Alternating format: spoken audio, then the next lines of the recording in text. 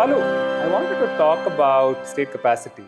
And often, a lot of us who come into the sector feel like we are the first person in the moon, which means that we are the first people to think of state capacity as a problem. But India has a very, very rich heritage of administrative structures and state capacity. And I often, recollect this line that you once told me that you can't solve for the present unless you understand the past, because there is a traditional storyline behind it. So if you can take us through the kal of this, right? And as to where we have landed and where have we come from, that will be great. Now, how did the states actually happen? Right. State as an entity I'm talking, not as a state. Beyond the nation-state thinking itself, is it because it emerged as a response as societies moved from a state of anarchy to order. And creating this order meant forming legislative processes.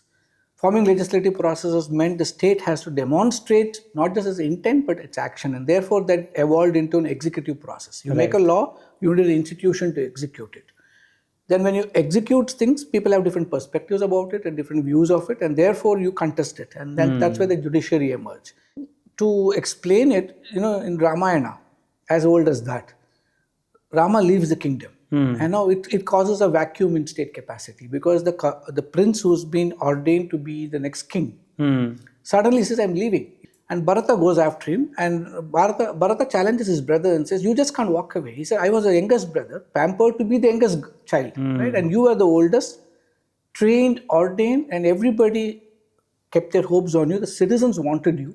They don't even look at me as a king. Right. And you just walk away. How fair is it, he says. Then Rama tells him, you are representing me as a king. And that's where the slippers. People don't understand the story behind the Paduka. In my view, the concept of representativeness actually starts from there as a storyline. The more definitive conversation is between Bhishma and Yudhishthira.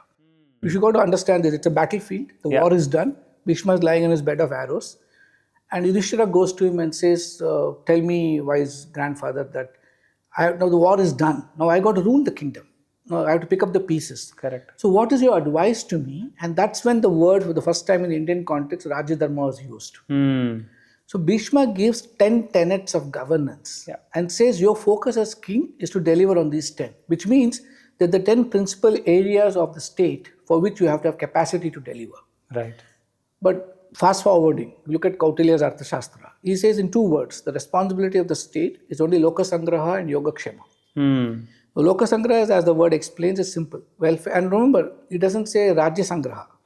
Lokasangraha, the whole world. Right. So he expands the thinking of the ruler or the state to look at the world and its welfare. Yogakshema is the responsibility of the state to ensure it can protect the securities that the people are aspiring to gain, as well as the securities already achieved. Which means emotional security, intellectual security, physical security, political security, religious securities, all these securities, it's your job.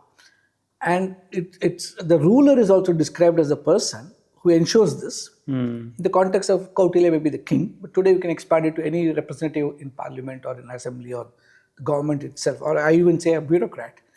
It says your job is to do these 2 for your citizens. And for that, Kautilya says, what is your requirement? Right. He says, you have to be an Indriya Vijayi. Wow. You should be somebody who's conquered your senses. And that is a perfect prescription towards what you have to build individual capacity of a person operating in the state. But coming to the specific more immediacy of the state issues that we face, right. When we got our freedom, we inherited the Indian civil service. Correct. And it was designed to perform a particular role or a particular demand of the then state. The then state was what? A colonized country ruled by the British, whose only mandate or demand from the state apparatus was to control the citizens and ensure they never fought for freedom. But they had one more mandate, was revenue collection. Because the East India Company had to be fed its money, or the British government in this case as it evolved. So the only 2 roles the people are trained for. So state capacity meant, do you have the capacity to suck you out of your revenues? Do you have the capacity to prevent you from fighting for freedom? And we inherited them. And that's a reality of time. So you must understand the state, which was trained to see Indians as subjects of a crown, today had to suddenly alter the equation overnight and say, you're citizens of a country. And it's not easy. It's very difficult for us to change our attitude and our DNA. But all credit to our civil servants that they actually could try their best to work in this new environment. But we should also not forget that when we got our freedom, the share of global GDP was less than 2%. Yeah. We had less than 0.5% of the global trade. A nation which had 38% of the global economy, Yeah. virtually the Cholas ships went all over the world trading. Today, to 0.5% of the global trade. So the nation had to take care of 350 million people, where poverty was the norm rather than the exception. Yeah. Right? Yeah. And so the state's capacity suddenly was no longer control or collect revenues, but was to provide for citizens with a very meager resource base. Right. And therefore, the state became a very providing government. So the entire focus was, how do I ensure food for everybody? Yeah. So that's what the concept of, though rationing started before independence, again, look at the background of it. Earlier, the rationing concept was to ensure that there's enough food, not for the citizens of the country, but for the soldiers fighting in the war for the British. So that's why they rationed. They rationed to make sure the citizens didn't eat too much. Right. But now the government, the same apparatus had to look and say, we have to ration to make sure every citizen gets at least a little to eat. Correct. So the capacity to provide was self-learned, I would say. Right. Not a formal way of doing it. A welfare state, at that time, possibly the constitution didn't say socialism, but it was in a socially oriented state. Fast forward to 90s, where the state suddenly, the then government decided we are going to join the global economic order, we are going to privatize, we are going to deregulate.